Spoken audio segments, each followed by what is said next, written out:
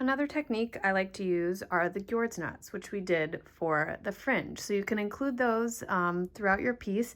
They don't have to have long fringe pieces. You can attach them and then actually trim them down so they can have like a nice textural quality. But I also really enjoy using an uncut Ghiordes knot. So what you're going to do with that is you're going to get a length of yarn, okay? And then you'll notice that my weft that I previously was using is still connected, and I can leave that to the side because, again, this is another technique that is not integral to the stability of your piece. So I should say the structural stability. So this is another technique that is more of a texture accent piece, and it's just kind of nice to include with a pop of color. So I have my length of yarn here, and I'm going to place some uncut Ghiordes knots here. So it's just like starting with a regular cut Ghiordes knot where you have an end here and an end here, and you're going to take 2 warps and you're going to lay your yarn on top of both of those, and then the ends of the yarn will come up in the center underneath the top section where you had laid it over the warp ends. And then this is where it becomes a little bit different. I want my uncut Ghiordes knots to have short, like a short end. So I'm going to pull this because I want it to be sticking up slightly. And then I'm going to pull down on the right side of the Ghiordes knot, and then I can pull on both once I get that kind of situated for the length I want. So you'll see that I've tightened it down to the weft that was in front around these two.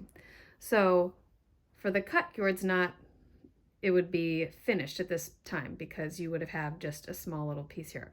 But notice I have all this length that I can continue on and make loops instead of cut sections. So what you're going to do is now you only work with one end. And so I'm going to move from the first 2 that I worked with, the warps, I'm going to move to that next warp, okay? And I'm going to take my end and I'm going to pass it from the right to the left underneath. Okay, so it's underneath there, and then I'll pull it towards the left and create the size loop I would like. It can be really tight, it can be really long, it kind of just depends on what you're looking for. So I'm going to make mine a little bit tiny right there, and then to complete the Ghiordes knot, I need to make that bar on top like this. So I'm going to pass it back over here over the warps, and remember I worked with this warp first, and now I'm going to move to that second one. I'm going to lift it up underneath the yarn, take that end, again pass it from the right to the left,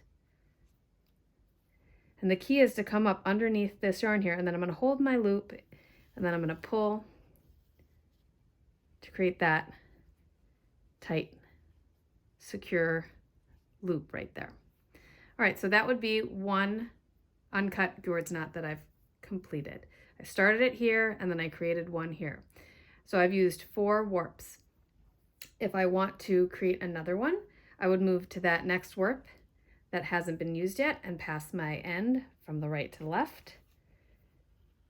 My loop can be the same size or a different size. I'm going to try to keep mine pretty consistent here. And then again, once I have that loop to the size I want it, I'm going to place this yarn above where I'll pass my end from the right to the left on that next warp.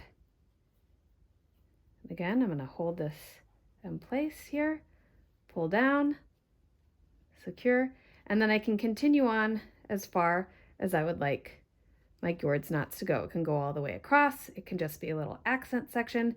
When you're finished, you'll just snip it with your scissors, and then you'll continue on weaving with your weft.